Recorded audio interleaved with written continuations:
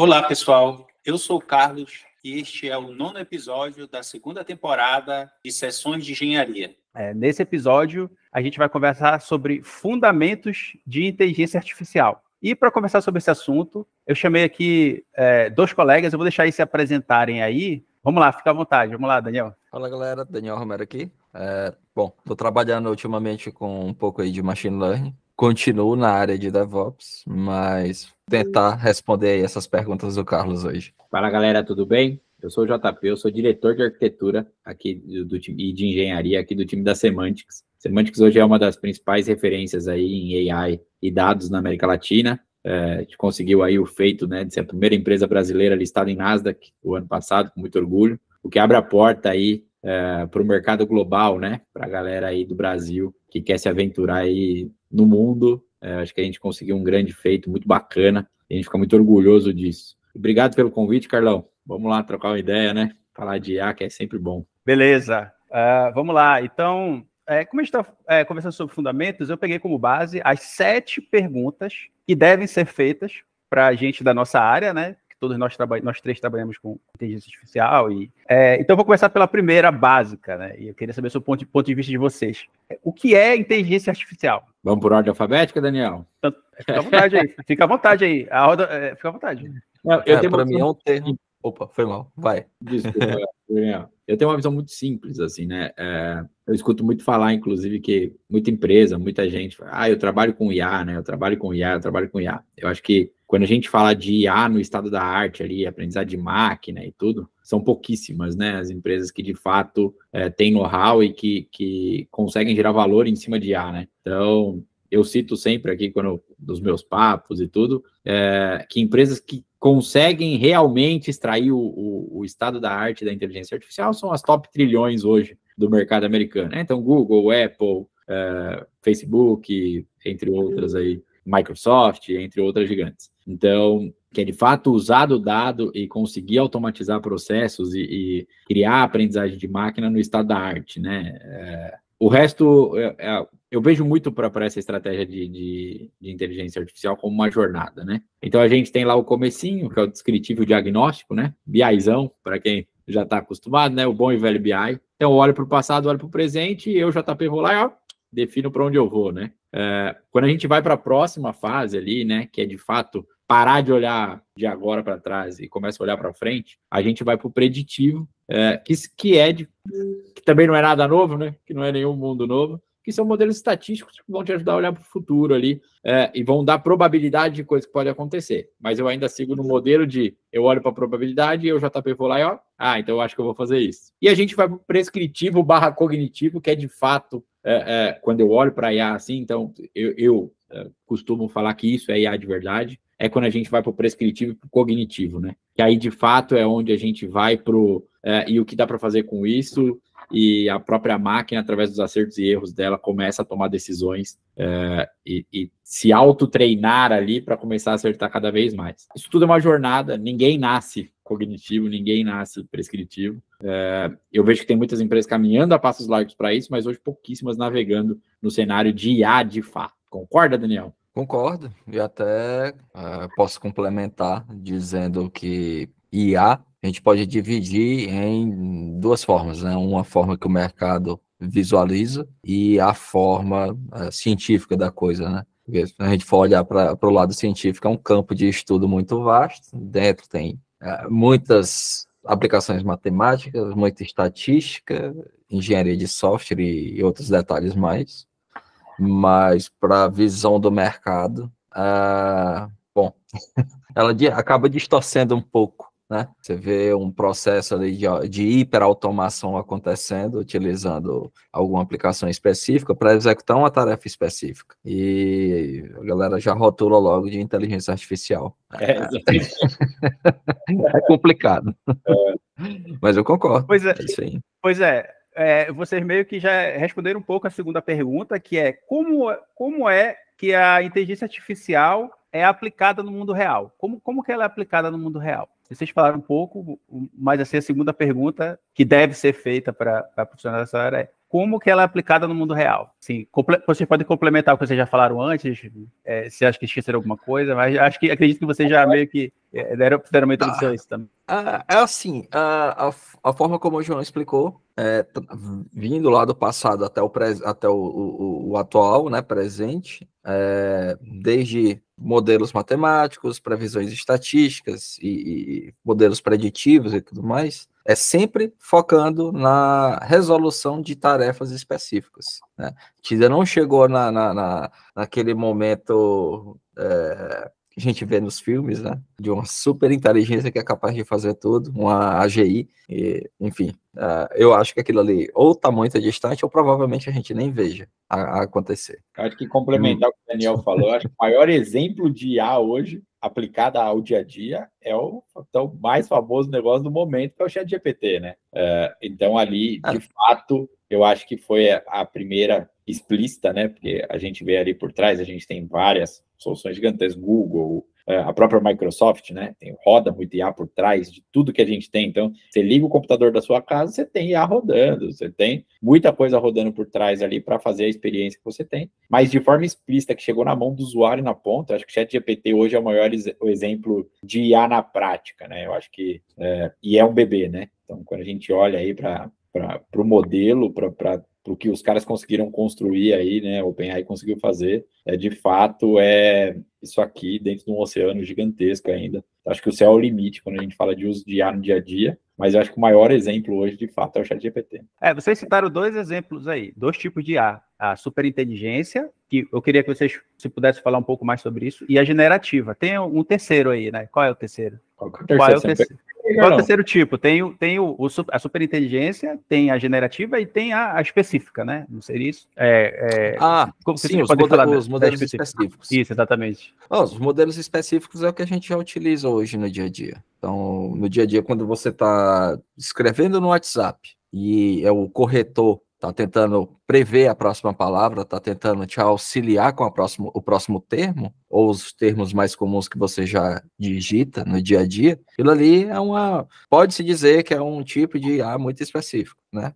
Tecnicamente falando, é um modelo de machine learning para tentar prever a próxima palavra ou para tentar corrigir algo que você teclou errado. Então, presente no dia a dia tem N casos. Sim.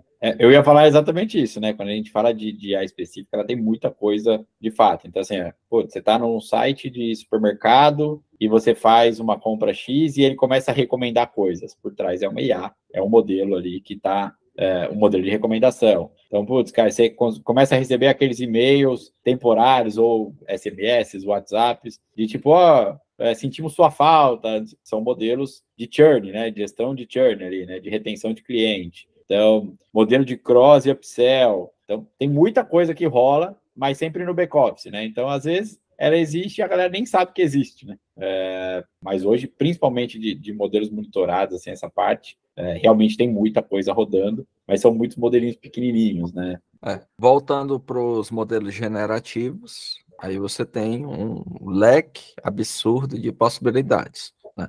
Desde geração de textos coerentes ou que façam sentido, construção ou geração de imagens com uma alta qualidade, uma alta resolução, o nível de detalhes está melhorando. Então, assim, os modelos generativos visam criar coisas, certo?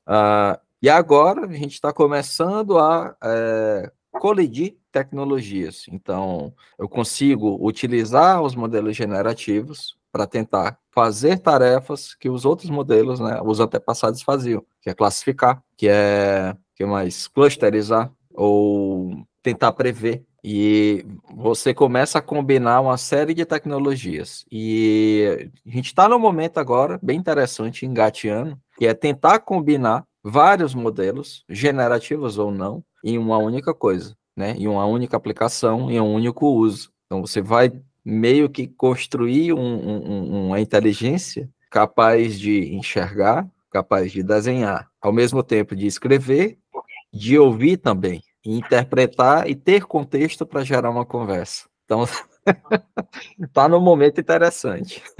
ele está acelerando muito rápido, né? E aí, quando a gente fala de tecnologia, ainda esse é o básico, né? Então, a gente fala de computação tradicional quando a gente está falando de tudo isso que o Daniel comentou, né? Mas a gente tem aí uma próxima grande revolução da tecnologia, que é quantum computing chegando aí, né? Então, quando isso começar, de fato, eu acho que vai ser uma nova era para IA, vai ser uma nova era para dado, processamento, entendimento ali, que eu de verdade ainda não consigo dimensionar o tamanho que isso pode tomar, né? E como a gente está falando de aprendizado de máquina, a gente usou muito essa palavra aprendizado aqui no meio. Como é que as IAs aprendem? Como é o processo, assim? Como seria o metaprocesso, assim?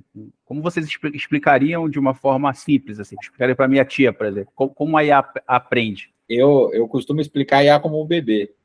A gente não nasce sabendo falar, a gente não nasce sabendo andar.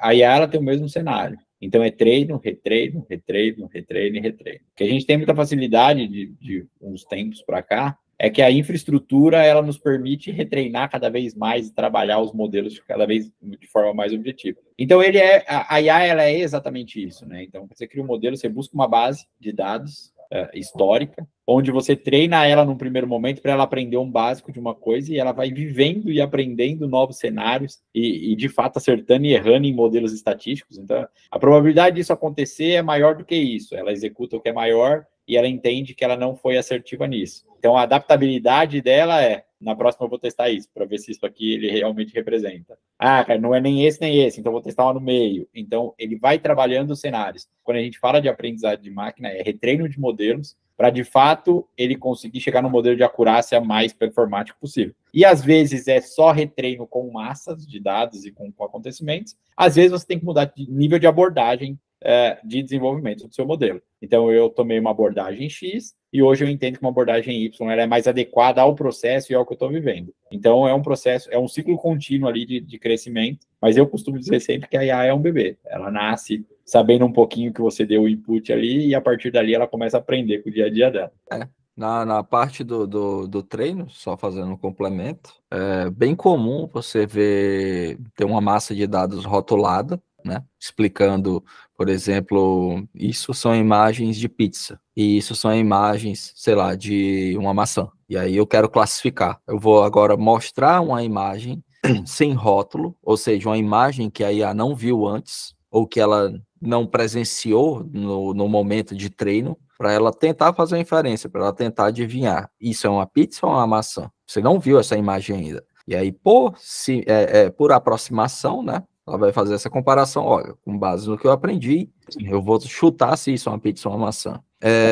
Aí o processo em si... Né? Sim. Desculpa, Daniel. Isso é exatamente a abordagem, né, que eu acabei de comentar, que é muito Exato. louco. Então, assim, ó, se você usar uma abordagem de modelo geométrico, a pizza, ela é um círculo e a maçã, dependendo de como você bate, ela é um círculo. Então, a IA, dependendo do nível de abordagem, ela pode se confundir nesse sentido. Então, você muda a abordagem para outros fatores. Cor, modelo, textura, posicionamento, luz. E é exatamente esse o ponto que faz, a cada reexecução, a cada retreino, faz com que a IA fique mais inteligente, né? Exatamente. Então, e aí tem alguns cuidados no processo que são necessários, do tipo não treinar em exagero ou retreinar demasiadamente para ela não acabar decorando. Aí se ela, exato, ela decora demais, aí meio que você tem ali entre aspas, um hiperaprendizado, né?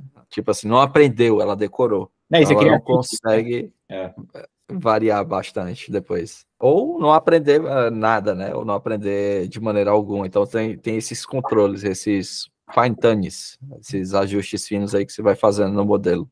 Na opinião de vocês, quais são os principais usos da inteligência artificial nos negócios, né? No mundo dos negócios, para os nossos clientes? Quais são os principais usos, assim, do ponto de vista de vocês? Bom, aí depende. A gente vai falar no campo exploratório das startups, no campo enterprise, do que se já tem hoje, ou na indústria tradicional? Pode falar dos três, não tem problema. Tá. No campo das startups, o que eu estou percebendo muito são construções de chatbots mais inteligentes, data retrieval. Então, se você começar a recuperar informações de uma base de conhecimentos grande para ter respostas mais bem elaboradas com os modelos generativos. Então, utilizando a API da OpenAI e tendo um banco de dados de informações, dependendo do cenário, né, dependendo do caso, essas informações são recuperadas e passadas como contexto para esse modelo generativo, elaborar uma resposta bonita, né? E aí a gente já vê acontecendo hoje, dentro do ChatGPT, com o Code Interpreter. Então, você tem um modelo subjacente treinado em exaustão com código. Então, agora você tem um analista de dados parceiro ali, né? Uma ferramenta interessante para lhe acompanhar em análise de dados, onde você descreve textualmente o que você quer analisar, o que você quer plotar, e ele gera o código e executa. Então, isso é um exemplo do que está rolando nas startups. No modelo Enterprise, você vê algo similar, só que agora consultando aqueles bancos gigantescos em SQL, legados, para recuperar informações precisas daqueles bancos, para também gerar informações relevantes, né? Seja para gerar um relatório, para fazer uma apresentação, ou para responder um cliente com alguma informação detalhada, uma informação importante. Ou um atendimento, ou um processo de vendas, eu não sei. O que mais? Sim, ainda no campo Enterprise, junto com esses modelos generativos, você vê agora uma combinação de agents inteligentes fazendo execuções de tarefas, ou melhor, automatizando a execução de certas tarefas, do tipo disparar um e-mail, agendar uma reunião no calendar, sei lá, gerar um QR Code do Pix e mandar no chatbot, ou para o chatbot enviar numa conversa no WhatsApp. Então, você vê esse processo de hiperautomação também com esses modelos generativos hoje. Isso é o que eu estou vendo acontecer bastante ali no Enterprise e nas startups também. E na indústria tradicional, aí vem a parte de observabilidade. Eu estou achando assim impressionante, mas é uma observabilidade combinando todas essas coisas, né? Então, você tem a construção agora de hardwares de baixo custo específicos para monitorar, por exemplo, a vibração de um motor, né? O motor, ele tem um padrão, uma frequência de vibrações. E você tem um hardware capturando essas vibrações e transformando isso em números. Então, você tem ali uns dados de comportamento. Um rolamento vai se gastar, as esferas vão se desgastar com o tempo, e aquela vibração vai alterar. Quando isso acontece numa linha de produção, essa máquina vai entrar em pane, ou ela vai parar, ou ela vai começar a, sei lá, fazer o envasamento dessa garrafa com uma falha na tampa, porque a máquina está apresentando um problema. E aí, o que acontece? Eu tenho que fazer a manutenção. Então, você agora tem um modelo preditivo de manutenção com base no comportamento daquele maquinário. Então, eu tenho um dispositivo específico captando essas informações, passando isso para modelos tradicionais de machine learning, né, preditivos e classificatórios também, ou para essas outras IAs generativas também, que conseguem analisar dados tão bem quanto os outros modelos. E eu estou vendo esse uso acontecer também. Outro caso de exemplo que eu achei interessante é um verificador de pontos de solda em linha de produção de hardware. Então, você tem uma câmera bem próxima na linha de produção da máquina e ele vai só comparando as imagens, né? Essa solda ou melhor, essa do número de série XPTO até o XPTB, desse range aqui, na linha de fabricação, apresentou esse problema nas soldas. Então, a máquina está descalibrada. Então, você começa a ter essa observabilidade de linhas de produção inteiras. Acho que é isso. Sim, o Hugo Prudente, ele citou um exemplo de quando ele trabalha na AWS, que a AWS já há alguns anos ela utiliza IA para detectar degradação de hardware nos data centers deles, né? Tipo, eles sabem aqui, a gente vai ter que substituir, sei lá, esse hack aqui ou algo parecido. Eles têm IA para estudar isso também. Só pontuando também um exemplo que o Hugo citou outro dia. João?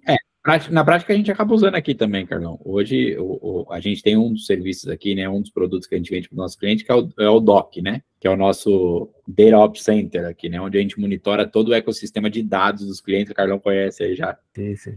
Da casa. E parte dos serviços do DOC, ela é preditiva. Então, baseado no comportamento do que a gente faz há 10 anos com os nossos clientes, hoje a monitoria e observabilidade de infraestrutura, ela é preditiva aqui na Semântica. Então, a gente consegue prever se o cliente vai ter uma parada ou um risco de impacto no ambiente dele daqui 3 meses.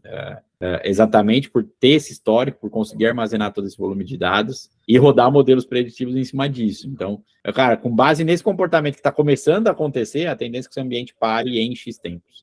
Hoje a gente tem alguns modelos, inclusive, já rodando, e que trazem uma puta tranquilidade para os nossos clientes, né? A gente fala muito disso, que parte de entrega deste produto específico é fazer o cliente dormir, né? Porque ele pode ir para casa dormir, que não vai acontecer nada essa noite, porque a gente consegue antecipar. É legal, eu ia pedir para vocês citarem um exemplo, mas enfim, acho que a gente já falou o suficiente aqui, alguns exemplos que dá para o pessoal que está assistindo a gente visualizar.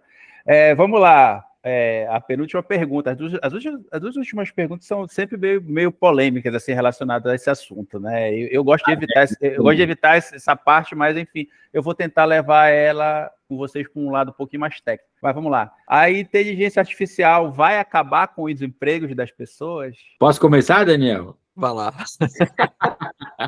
É óbvio que não. Eu acho que ela vai acabar com o emprego das pessoas que não querem se adequar à nova realidade. Eu acho que esse é o grande ponto. Eu acho que a IA, ela não é nada sem humano. O que as pessoas precisam entender é que a IA ela vai tomar o emprego de quem, de fato, não quer entender que trabalhar com IA é uma realidade. Mas as pessoas que conseguirem se adaptar e que conseguirem, de fato, entender, eu falo muito isso aqui, né? Que IA é celular. Todo mundo vai trabalhar com IA. Bom, você pode ser o primeiro ou você pode ser o último. Eu dou muito exemplo de celular, né? Então, primeiros celulares eu tive acesso ali às novas gerações de celular, vamos colocar assim, né? Os celulares mais modernos ali. Eu entrei desde o começo. Então, hoje eu tenho muito domínio. Hoje eu pego meu aparelho aqui e eu tenho domínio absoluto sobre qualquer coisa que eu fazer. O meu avô, que tem 80 anos, 83 anos hoje, ele também foi. Só que ele foi agora. Então, ele tem dificuldade de usar um WhatsApp, ele tem dificuldade de baixar um aplicativo, de entender. E por quê? Porque são gerações diferentes? Não, porque eu comecei muito antes do que ele. A IA é o mesmo cenário. Eu vejo a IA num caminho muito parecido. Todo mundo vai usar, todo mundo vai beber dessa fonte, porque não tem como ser diferente. O que vai mudar é quem, de fato, vai ser pioneiro e chegar primeiro e extrair o melhor dela, que já vem acontecendo, ou quem vira follower nesse processo e vai entrar atrasado e que vai entrar aí mais retardatário e vai viver as dificuldades do que quem entrou muito antes e que já está navegando e ganhando dinheiro em cima disso. Já passou. Eu acho que eu vejo muito desse jeito, assim.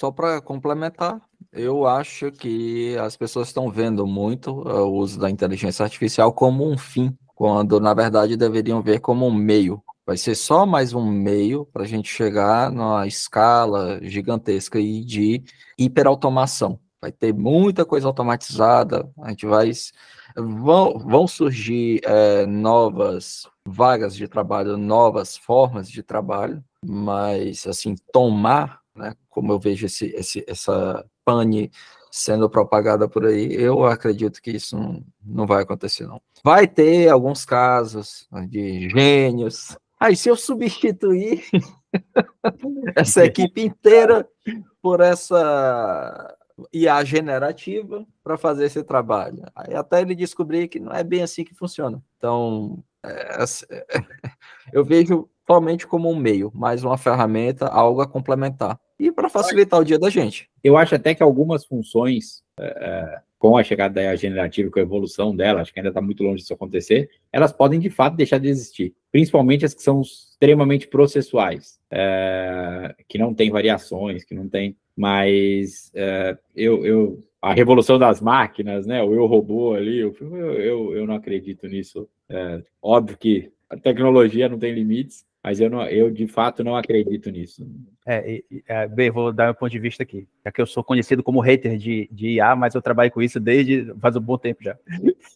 Cara, vamos lá, eu concordo com vocês. Eu acho que essas coisas elas surgiram de acordo com essas coisas que eu falo, IA, Machine Learning, Big Data, etc., a evolução natural da tecnologia e da necessidade do mercado nos trouxeram até aqui. Eu só acho que a gente tem que ter sempre o senso crítico no que diz respeito à questão de gerar valor, entendeu? Então tem que ser alguma coisa útil, o IA tem que ser uma coisa útil, uma coisa que gere valor para o nosso trabalho, para os locais que a gente trabalha, etc. Porque acho que quando fica, assim, muito uma coisa, sei lá, uma coisa de rede social, um hype que chega, sei lá, que que é só marketing barato, que nem é marketing pago, tipo assim, tem muitas pessoas que começam a falar de chat GPT e utilizar essas coisas, assim, não sei dizer, marketing barato, assim, fazer um marketing barato disso, um engajamento barato, acho que isso não é uma coisa boa para a própria tecnologia, para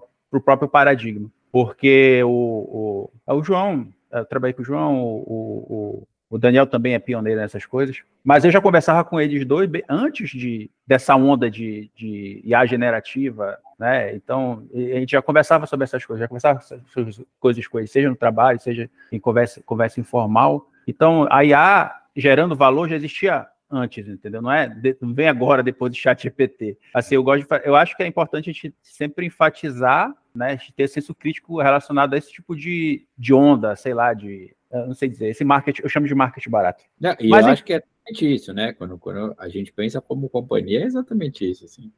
Hoje, a empresa surfa no hype dessa onda de maior referência de IA na América Latina desde 2014, 2013. Então, de fato, não é um negócio que nasceu ontem, né? É uma coisa que há muito tempo a gente aposta, há muito tempo a gente acredita e a gente colhe muito fruto disso já há muitos anos. O mercado ainda vem numa fase de se aculturar, principalmente brasileiro, mas no fim do dia é isso, sabe? Tipo, IA não é de hoje, não nasceu ontem, né? Ela já é madura, quando a gente fala de monetização de dados, de estratégia de monetização de dados, de jornada de dados, é um negócio que tem aí pelo menos seus 15, 20 anos, né? Então, e quando a gente fala de infraestrutura pensada nisso, aí a gente vai muito antes ainda, né? Mainframe nasceu pensando de fato em gerar monetização e inteligência de dados. A gente está falando de tecnologias de 80 e pouco aí. Então, eu concordo totalmente com o Carlos, assim, né? A gente vive uma hype de AI hoje aí com Generative AI, mas o que é bom, porque eu acho que traz visibilidade para o potencial do dado, potencial da inteligência de dados, mas é muito maior do que um chatzinho que você faz pergunta e ele te responde legalzinho, né? Eu acho que tem muito mais coisa por trás, tem muito mais indústria, de fato, monetizando, muita gente dependendo muito disso, a ponto de ter IA que salva a vida hoje, né? Então, acho que é muito mais do que um chat, né? Sem dúvida. Sim, e quais são, voltando a esse assunto dos empregos, quais são os papéis que vocês enxergam, os empregos que vocês enxergam que vão surgir ou que são necessários para as IAs nos dias de hoje, assim, para o mercado no dia de hoje? Olha, sendo bem sincero... tem a questão do prompt engineer, né?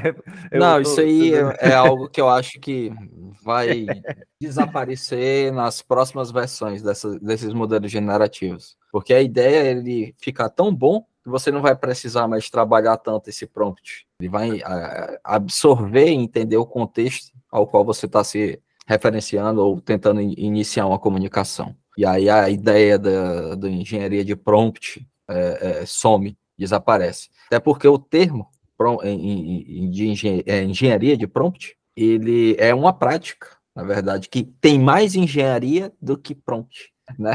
Então tem muita matemática ali por trás, que a galera não menciona, que é basicamente o seguinte: olha, engenharia de prompt é mais do que simplesmente rearranjar texto para fazer o modelo generativo entender o que você quer dizer. Vai muito além disso. E é uma prática muito utilizada em treino, em retreino, em teste, em validação. No uso desses modelos no dia a dia, essa prática ela foi inventada recentemente. Então, não contem com a ideia de, não, eu vi uma vaga de engenharia de prompt, eu já sei que eu quero aplicar para ela. Não vai ser isso. Quando você vê assim, uma vaga de engenharia de prompt, pode ter certeza que você vai ter que ter uma passagem muito boa nos campos ali da matemática e da estatística para poder trabalhar nessa área. Mas voltando às vagas, o que eu imagino é que vai estar em alta cientistas de dados, analistas de dados, engenheiros de machine learning, a prática de MLOps. Então, você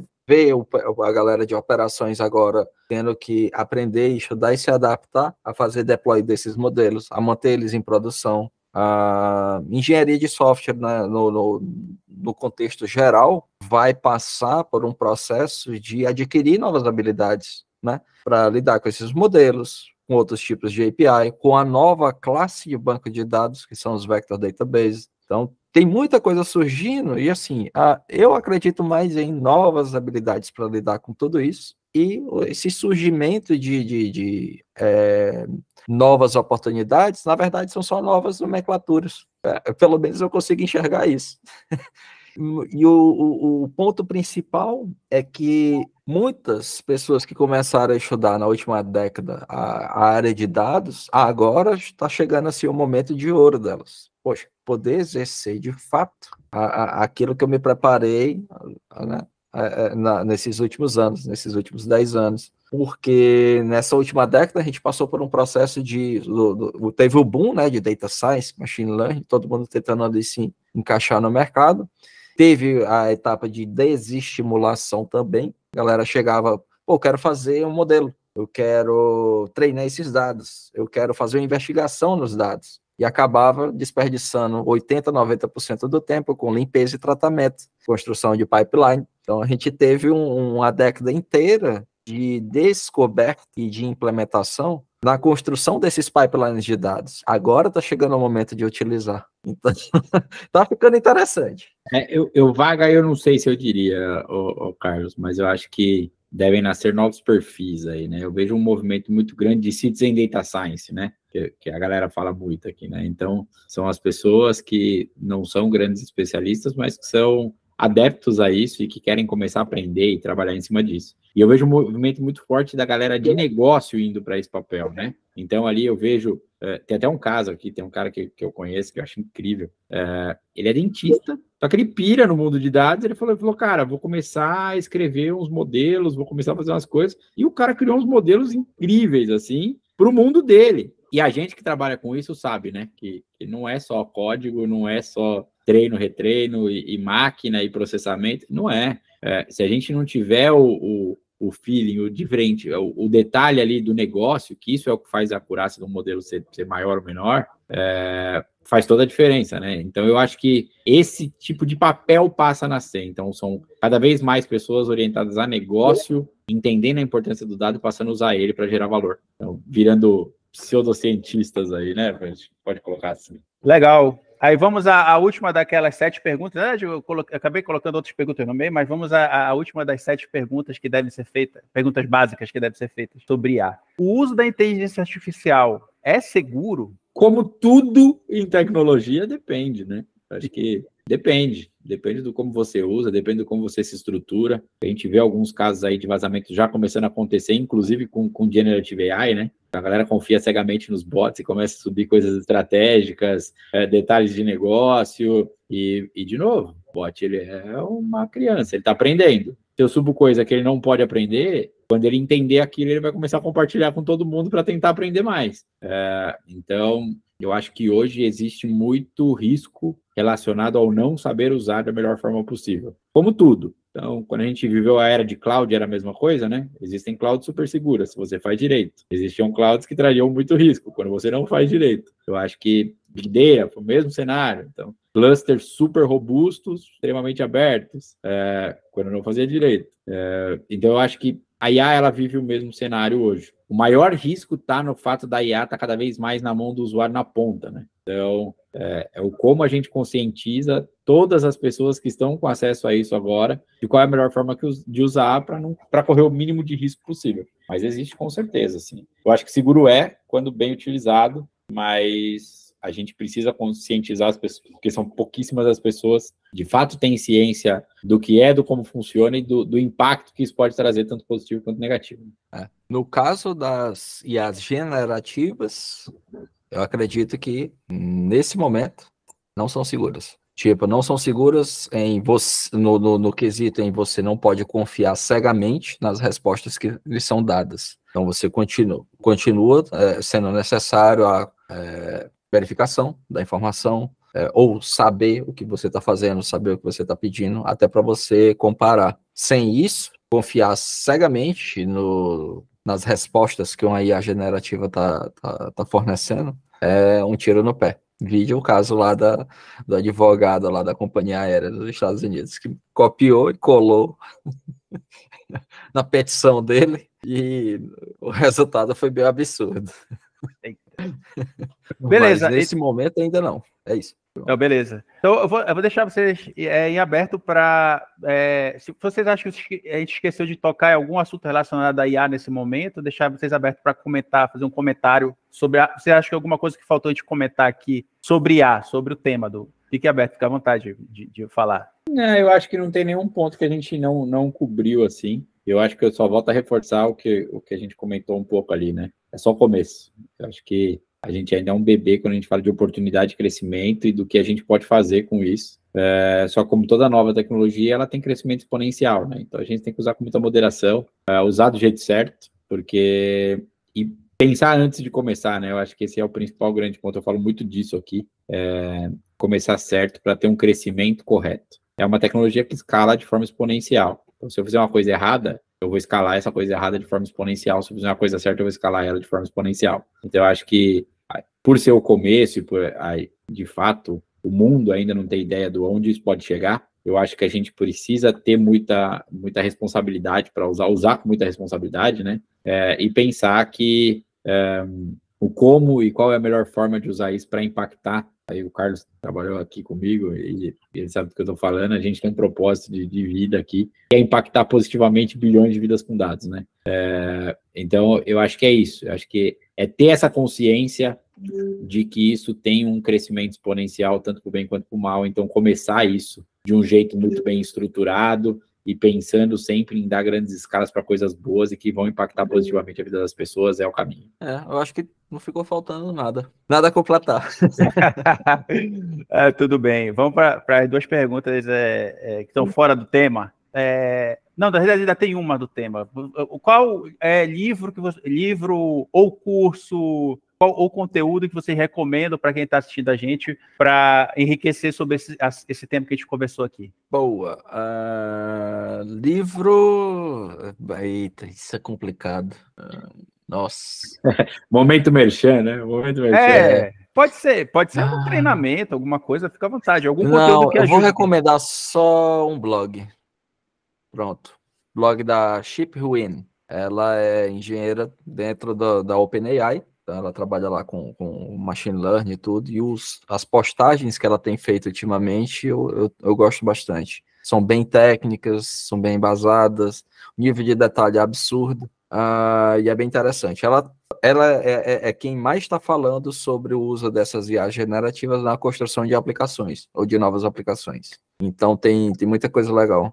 Eu vou ficar só com esse post. Eu não vou mencionar livros porque teria que mencionar, olha, o interessante desses modelos é você olhar as bases. Só que se for falar só das bases, a lista de livros é interminável. Eu vou recomendar só esse post. Bom, eu acho que quando a gente olha para cá, assim, eu acho que também vou na linha do Daniel, não vou me expor com terceiros. Então, não, a conversa vai muito longe, mas eu acho que vale a pena a gente dar uma olhada aí, a galera que está começando, quer entender um pouco mais. Eu vou recomendar 2 caminhos aqui. Então, primeiro, dentro do site da própria Semantics, a gente tem o blog. Então, o blog é a nossa galera de lab aqui. Então, a nossa galera do lab da Unicamp, da USP e do MIT fazem postagens lá direto.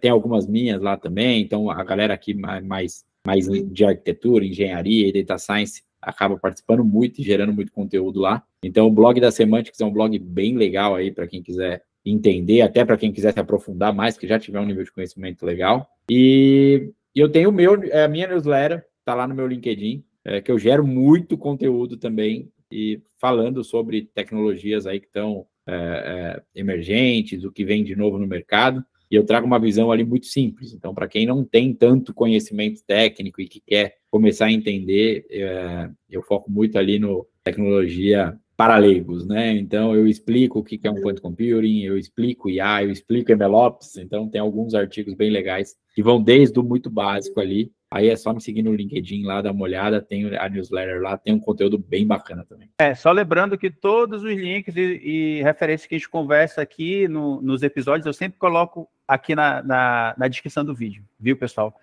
E agora eu queria que vocês dessem uma recomendação de um livro qualquer, ou pode ser programa, ou filme, enfim, alguma coisa que vocês estejam acompanhando ultimamente, que vocês achem legal aí, que o pessoal possa acompanhar também, não sei. Fique à vontade aí. Tá, mas o livro tem que ser técnico? Não é técnico. Agora eu tô falando de coisas aleatórias, sei lá, tô assistindo o filme da Barbie, alguma coisa assim. Eu tô zoando, né? Mas fica à vontade, é algo do tipo, algo do entretenimento, cultura pop, essas coisas aí. Alguma coisa que você esteja acompanhando, ou lendo algum livro, etc. Enfim. Cara, eu tenho algumas coisas. Opa, desculpa, eu gosto muito de ver filme, de ver série na linha de negócio, sabe? Então, eu acho que tem algumas legais aí, né? Tem aquele We Crash, que é a história do WeWork, né? Puta, é uma série incrível. Muito boa. O pai do Daniel lá, porra, também história top, assim. E tem um que eu acho incrível, assim, que é Pense Fora da Caixa, que é aquele Fome de Poder, que é a história do McDonald's, né? Que é o outro caminho, é muito louco, que é quando você entende que o McDonald's, ele é é a maior imobiliária do mundo, né? É a maior rede de locação de imóveis do mundo, apesar de fazer hambúrguer, né? Então, eu acho que mostra, inclusive para a galera, eu acho que é legal, até ter um apelo para o nosso mercado, assim, que é o quanto a gente está enviesado e olhando, pensando dentro da caixa, sabe? Esse cara conseguiu transformar um business, que é um dos maiores business do mundo hoje, pensando em pegar uma loja de hambúrguer e transformando ela numa rede de locação de imóveis. Então, é incrível, assim. Quando a gente olha para o mundo de dados, eu vejo muito isso hoje. A gente está muito viciado no tradicional, no que a gente trouxe aí de universidade, no que a gente aprendeu. E eu acho que está na hora de dar um passo para trás e começar a encontrar coisas onde ninguém está olhando, sabe? Então, eu acho que esses são três conteúdos aí que eu acho bem bacana e que eu indico, sem dúvida nenhuma, de assistir. Eu não vou recomendar nada porque meus hobbies são estranhos, então. Tipo, o material que eu ando olhando ultimamente é vinculado à fotografia, produção de vídeo, color grading, então foge completamente. E mais assusta do que ajuda. Fala aí alguma coisa. Não tem problema, fala aí. Deixa eu dar uma olhada aqui. Então eu vou pegar essa linha do João, vou recomendar um filme sobre Big Data, que o filme é sobre Big Data, só que é um filme de beisebol com o Brad Pitt, chamado Moneyball. É incrível também. Exatamente. É muito bom. Tem outro filme de Big Data também, que é com o George Clooney, eu acho que o nome em português é Amor nas Alturas, alguma coisa assim. É muito bom também para entender os conceitos de Big Data esse filme. Parece que não tem nada a ver, mas tem tudo a ver na realidade. É muito bom, é muito bom. Eu vou colocar o link aqui embaixo para quem quiser assistir também. Boa. E tem o lance lá dos perfis, né? Tipo, o cara chega lá no balcão da companhia aérea, aí ele faz uma pergunta e a mulher trata ele meio com indiferença, aí ele mostra o cartãozinho dele, cartãozinho preto dele. Aí ela abre o computador e dá o computador dizendo como é que ela tem que tratar o cara. Aí muda totalmente, muda da água pro vinho. por causa do perfil do cara. Enfim. Vai lá, Daniel. Não quer. Não tenho. Tenho hábitos peculiares, mas enfim, tudo bem, não tem problema. Então eu vou deixar aberto agora para os senhores para a despedida. E agora sim, a despedida é ordem alfabética. Vamos lá, Daniel, começa. Bom, é isso. Mais uma vez, agradeço aí por ter me convidado para participar. É sempre um prazer. A mensagem final que fica é busque conhecimento, mas não muito, senão você fica triste e não dorme. Cara, é isso aí. Carlão, obrigado pelo convite, cara. Conte comigo aí também para você precisar. E Daniel falou tudo, né? Acho que vamos estudar, vamos aprender, porque é um negócio que muda todo dia, só cresce. E vamos para cima e contem comigo aí, contem com a Semantics. E vamos junto, que esse mercado ainda está só no começo. Acho que a gente tem muito que crescer, muito que explorar. E vamos para cima. Beleza. Valeu. Esse episódio aqui é para desvincular o rótulo de hater de AI. O pessoal colocou em mim, não sei porquê. Se vocês forem lá no meu LinkedIn, vocês veem que eu trabalho com isso. Eu só trabalho com isso nos últimos anos. Mas o que seja. Talvez o pessoal não tenha entendido alguma crítica que eu tenha feito, que não é exatamente a tecnologia, só algo relacionado a algumas... Na verdade, é para não banalização disso, né? Eu sou ferrenho contra isso e eu sou muito a favor, assim, não sei se é por causa da minha veia DevOps, né? Do lado do DevOps, que eu gosto muito das coisas que geram valor, né? Assim, geram valor para mim, para a empresa, para minha família, para quem eu estou atendendo, etc. E quando eu vejo as coisas assim muito indo para o lado meio estranho, eu fico meio incomodado. Mas, de qualquer forma, muito obrigado pela presença dos senhores. E é isso, nos vemos na próxima. Abraço, tchau, pessoal. Digam tchau e façam sons para poder aparecer. Tchau, tchau. Valeu, gente. Valeu. Valeu, Falou. tchau.